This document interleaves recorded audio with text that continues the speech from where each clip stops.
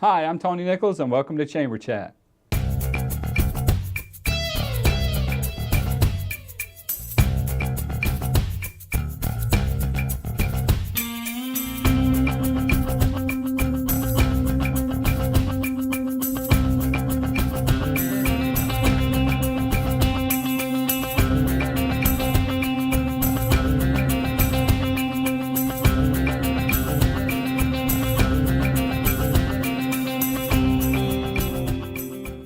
Hi, I'm Tony Nichols, and welcome to Chamber Chat, a program put together by the Salisbury Area Chamber of Commerce to keep you informed on what's going on in your chamber and in your community.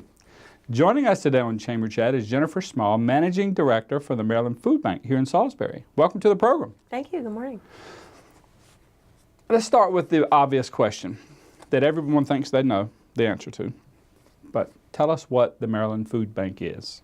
The Maryland Food Bank is an independent nonprofit organization, and our goal is to procure as much in food resource as we possibly can to feed the hungry in the state of Maryland. All right, so you have to, in order to move, well, let me ask you this. How much food do you move through the organization? In our last fiscal year, which starts July 1st, runs through the end of June, we moved over 6 million pounds of food. 1 million of that was in fresh produce, which is the equivalent of about 5.2 million meals to Eastern Shore. Wow, that's incomprehensible is what it is. And yet it happens every year and has been for many years. Where does the food come from? I mean, you have to have a lot of resources, I would think. We actually have several. Our biggest source of food is through our retail vendor program, Okay. Grocery stores on the Eastern Shore that donate into our programs. We also purchase food. So we work with wholesalers. As Feeding America affiliates, we're able to work with wholesalers that can give us a better cost and stretch our dollar. As a nonprofit, that's very important. And then individuals throughout the community, businesses, local organizations who host food drives are another avenue which enable us to be able to procure food. So that's how you source the food. Do you have any programs that I guess people could participate in throughout the year? I'm moving that much food. You have to have something going on there in order to arrive at how many millions? 6 million pounds of food. Yeah, it's just silly. It's tremendous. There's a misnomer about the food bank and what we offer and the programs that we fulfill. We work with our Farm to Food Bank program, which allows us to have relationships with local farmers here on the Eastern Shore so that we can get fresh produce and pair those things with those shelf-stable foods as well as protein that we get from Purdue, for example. We have our Mobile Pantry on the Go. Mobile Pantry on the Go enables us to take a truckload of food, 6,000 pounds or more, into a neighborhood where residents really don't have access to be able to go outside of their area. Okay. So we're able to feed locally in their backyards and serve more people. We have our youth programs. So we have a program after school, we have a program during the summer, and we have several school pantry affiliate programs throughout the territory that we serve. And those enable us to hit children and their families, whether it be during the school year or after the summer, when food is usually something that's a stressor for the parent who may have to stretch their resources. Well, so that leads me to my next question. Are there highs and lows or demands in terms of a particular time of the year, whether it be the winter or the summer, where you see a greater need? With our children, I think it's year-round. In the summer, of course, it's a bigger focus because at school, at least, they're able to get breakfast and lunch. And we try to help source for supper or over the weekend. In the summer, of course, we're trying to do a breakfast and a hot dinner. But I would also say that I think another misconception is the holidays, that there's a greater need during the holidays when it gets cold. However, hunger takes no holiday. We see a greater need coming after the first of the year that we really try to rally community support to continue to put food on the table. So I hear you're in need of some space. Yes. You're trying to do a little bit of growing. Tell us what's going on. We've surpassed our capacity. That's great. We have a 13,000 square foot facility. 8 years ago, we moved just under 2 million pounds. Now we're moving 6. In our space, we've utilized it to every nook and cranny, and what we're hoping to do is, by knocking out a few walls, putting some new racking, adding a 2,400 square foot addition to be able to sort produce and retail meats, develop a conveyor system so we have a better volunteer system in place that maybe we can maximize efficiency by another 40 to 50%. Wow, that'd be huge. So that kind of answers my next question. Moving that much volume, that many pounds of food through, it doesn't sit there long. It can't. It has to be in and out, waiting for the next shipment. Correct. Most of what we have, I would say max, we have a 48-hour turn. Really? Agencies can order on a 24-hour basis. We work in 8 counties here on the Eastern Shore, so we have over 165 feeding partners that order from us and take it back and distribute to those who need it in their communities. So the food is definitely like gold when it comes in, and it moves very quickly. Now, you talked about having a mobile unit. Do you hone in to communities when there's a natural disaster? Is that one of those areas where you plug in, or is it just we know where the problem areas are or the need areas are and distribute accordingly? We do a little bit of both. We like to try and hit those gaps of service that agencies aren't able to fulfill. We also, when we had Hurricane Sandy, that was a huge effort that us locally here on the Eastern Shore helped to combat and still help in some ways where there are still displaced families. So it depends on the disaster, it depends on the location. Our Baltimore facility is forever sending product into other states. And we do share with other Feeding America affiliate food banks throughout the country. I'm going to ask a question, then this is the only one that I know the answer to. Do you guys have needs? Volunteers, food? Give us some ideas of some things that you wish list. Our wish list is 3-tiered. We need individuals to donate their time, their treasure, and their food. And when we have those 3 avenues, we're able to fulfill our mission and continue to put 5 million meals a year on the tables, and we're serving 14,000 individuals a day. That's a lot. That's a lot of individuals. It's a lot of need. A lot of people don't understand that we can't do what we do without volunteers. $1 creates 3 meals for us with our buying power. And then food, of course, is a shelf stable. It's a must. How can we find you? We are located in Salisbury, down by the county landfill, across from Lower Shore Enterprises. They can find us on the web at mdfoodbank.org. They can call us locally at our branch, which is 410-742-0050. We're open Monday through Friday from 7:30 to 4. Jennifer, thanks so much for coming in. Had no idea that you were moving that much food through there. Congrats. Thank you. Thank you very much. I would like to give you the opportunity now to take a look at the upcoming events with the Salisbury Area Chamber of Commerce.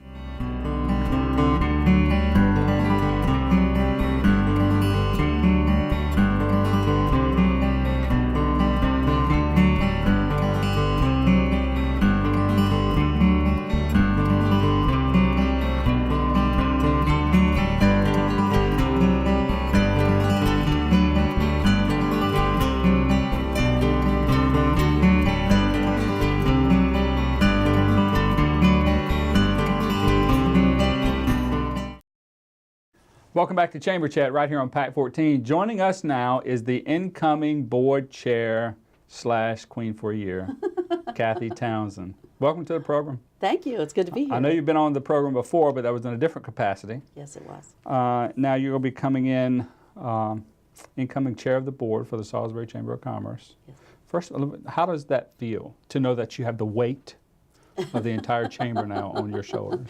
Well, I don't actually feel that way because it's a great team that I've been able to come in and work closely with the current chairman, Kim Gillis, and you, of course, Tony, as our past chair. And I've just seen a great work ethic and a great teamwork. And, of course, Ernie, who leads our president and CEO. So I just feel very welcomed, and I'm happy to do whatever to help move us forward as a chamber. I can echo those same sentiments and going through the chairs, so it was.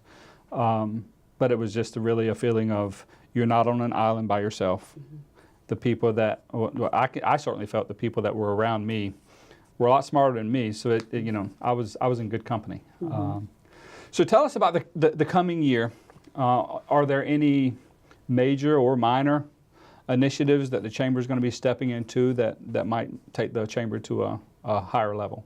Well, there's lots of energy going on right now, and I'm really agreed. excited about it. I'm learning from all the people around me who have that institutional knowledge Sure. of the chamber, but there are some things going on, internal and external. A couple of the internal things that we're doing is we're looking at our bylaws. As many people know, that some changes about 4 years ago, the structure of the chamber came about. And so it's now time to look at our bylaws and make sure they're in place and everything is running as our bylaws say. And if not, then we make some tweaks and changes to that. So that's an internal thing that we're looking at. Another thing is making sure that we just are communicating with our members, making sure that our member engagement is there. And actually, they're two of my big goals coming into the chairman job, is to make sure that our members feel invested, that we're really working hard for them. Internally, we've had some staff changes. Many people have probably seen the announcement, but Ernie Colburn, our president CEO, has decided to retire. So it's an exciting time because a new president and CEO will be coming on board, and then we have some new staff members who will be coming on as well. So that's really very exciting. So there's some internal changes. Those change. Yeah. One other really great thing that I think will help move us forward is, the things that aren't measured don't move forward as quickly as we would hope. So Jamie Hayes has really been working hard on some key performance indicators for and having a dashboard on our webpage. So we're working hard on that initiative so that over the coming year we can take a look at the different events and initiatives that the chamber has, so that we can measure, are they successful? Are they fulfilling the mission of the chamber? Are we sure that they align with the goals and the strategic plan of the chamber? And so that's really exciting, because if they're not, then we need to drop those events or those initiatives, and we need to bring on things that will serve our membership better. You have probably done a better job in that description of myself or anyone else that I've interviewed on Chamber Chat, and given a little snapshot as to how much really goes on at the chamber. Because in that answer, there was a lot in there. And that's just for 1 year. Yes. A lot of goals, big goals. There are some major goals in there. I didn't hear a lot of minor goals in there. But what kind of initiatives are going to plug in to help drive those goals? Well, we have our regular initiatives of the things that the chamber does. We have our ribbon cuttings, which I think are a great thing for new businesses coming in. We do legislative roundtables, and I think that's very valuable. Each membership sector or division of the chamber has different things that they need from the chamber to advocate for them, to provide resources for them, and to provide a networking opportunity. And there are 3 big things that we want to do for our members.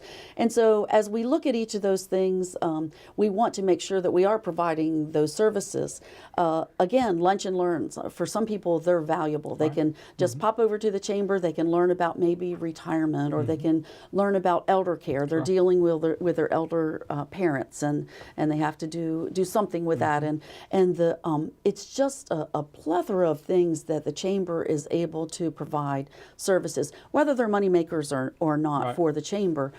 Our job is to serve our community and to get that member engagement. So that's exciting. Most of the members are small businesses that are members, but people that are attending those ribbon cuttings and attending the lunch and learns are employees of those businesses many times. Describe for someone that doesn't know what the internal structure of the chamber looks like, what that actually looks like, and why it would be important for them to be a member of the Chamber of Commerce. Okay. Well, there's the staff structure, of course, which is the president and CEO, and then we have employees who help drive these initiatives. So we have media marketing, and we have finances and events and membership, and so they're the people on the ground who are working every day to make sure the chamber is successful, and they're really, really important. And then from the volunteer aspect, the community people who come in, for example, the chairman of the board, and then we have it's divided into divisions. And there may be people in the community who don't realize how hard each of these divisions work to serve our community. So we have a membership division, and really the goal of that is to just grow our chamber and grow our community. We have a government and advocacy division, and they're there to make sure that as we work with our state and our local governments, that they have advocated for the needs of our small businesses here in the Salisbury area. We have membership, and that again is growing. I think I might have mentioned membership. We have groups, division. It's left me. It's the one I'm in, the education and business affairs. That's and pretty moving committee as well. It is, and the education network. We have members from each of the private sector, private schools, from public schools, from the colleges, and boy, do we get a lot done in that, and a lot of discussion. Yeah, and so it's just really it's a great structure in that we have each of these divisions, and then within each of these divisions we have networks who are working for the businesses in our community. And you asked, the second part of that question was, how can people get involved? Well, sometimes if you're not integrally involved, you may think, well, maybe that's not for me, or maybe, other people can do it. But really, the truth of the matter is, any business in Salisbury, there's something there for them at the chamber. There's something we can do to help them network with others. There's something we can do to advocate for them, whether it's in the government or just out in the community. And then we can provide resources to help them get the information they need to be a sustainable and viable business in our community. I had one in my office, a business owner yesterday, asking me, hey, aren't you involved in the chamber? Why should I be a member? And I went into my song and dance as to why. So how does a person become a member? To become a member, just give us a call. Call the chamber. We have a webpage, which is very, very great, that you can see all the different events and things that are going on in the chamber. Just give us a call. Someone will reach out, actually go out to your business, meet with you, talk about the chamber, talk about how we can help you as a business, how you can become involved, different events that you can attend and network and get resources. It's very, very easy and very low key. It's not intimidating. Come to an event. Sometimes if people haven't been involved, it's kind of intimidating to come to an event. Agreed. That's not the case at all. Come to a business after hours, and you will be welcomed by our chamber people. I think that's a perfect place to end it. Thank you so much for coming on Chamber Chat. You're welcome. Congratulations. Looking forward to it. Thank you. Looking forward to it myself. We'd like to give you another opportunity now to take a look at the upcoming events with the Salisbury Area Chamber of Commerce.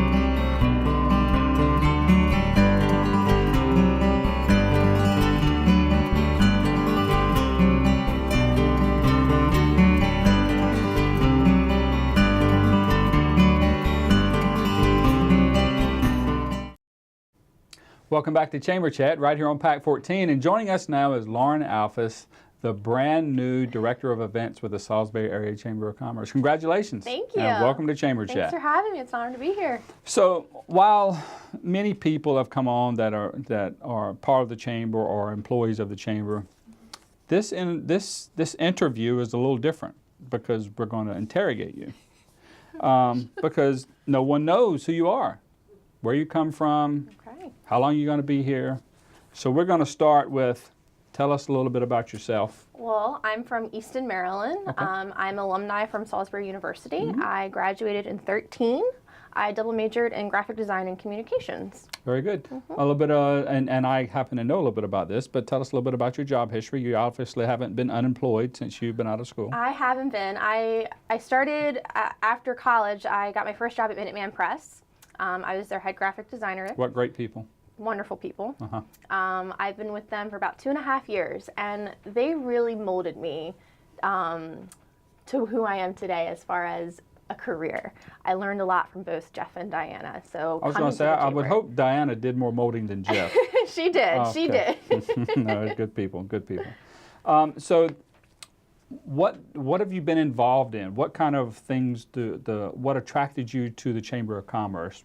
How do you see yourself being involved in the community? Told you it was going to be an interrogation. It is interrogation. I think what interested me so much, especially in this position, was how involved the Chamber is. Not just with helping businesses, but how involved they are in the community. And I've been with the community. I've been here for 7 years, and I felt like I never was a part of Salisbury.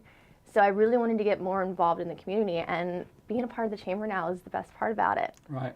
Have you been involved in other nonprofits or other things in the community while you were with Minuteman Press? Yes, actually, Operation We Care, Jeff is obviously that's his baby, so I helped out in any way I could as far as packing parties and going to the events, but I also did I think one of my favorite things to do as far as getting involved is ringing the bell. Okay, It's my favorite thing to do, especially in the holiday season, so I ring the bell for the Salvation Army every year. It's really special. That is special, and I have fun with it, as you can imagine. Yeah. I ring the bell at people. You do. I think I was with you one day.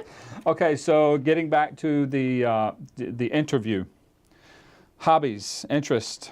Hobbies, interests. Well, now that, graphic design is going to kind of be my second thing, that's going to be more of a hobby now. I'm still going to do it on the side. I still enjoy it. I think, knowing the chamber like I do, we'll find a way to allow you to utilize that. I hope so. I hope so. I feel like that was a bonus when I got hired.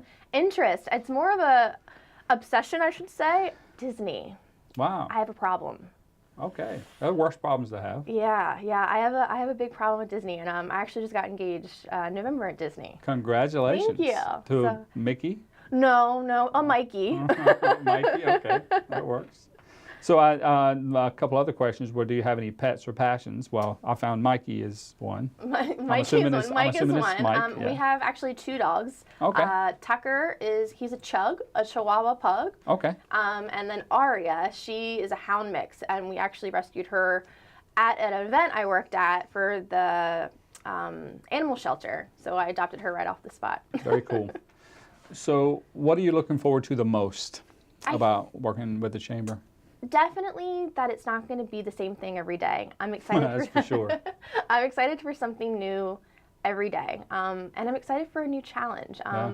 It wasn't that I wasn't challenged at my last job. I was, but I'm excited for something new. And that's so if you had to say, I hope to bring this. Now, this Shannon Mitchell girl that had been with the chamber forever, who everyone loved. And we hated to see her go.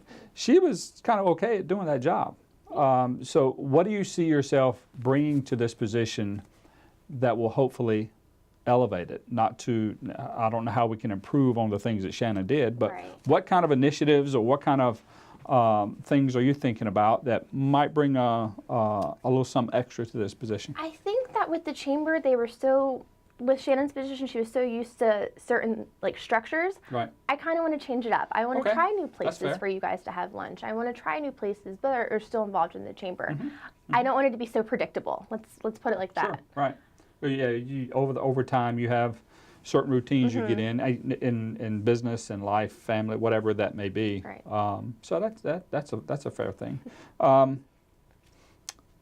So now that you are an employee of the chamber, you by default become an ambassador for the chamber.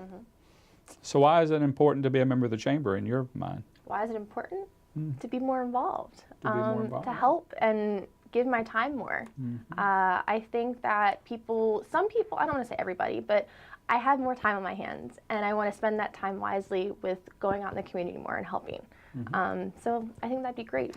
I think you'll be able to get involved in the chamber in terms of divisions or networks as much or as little as your time will allow.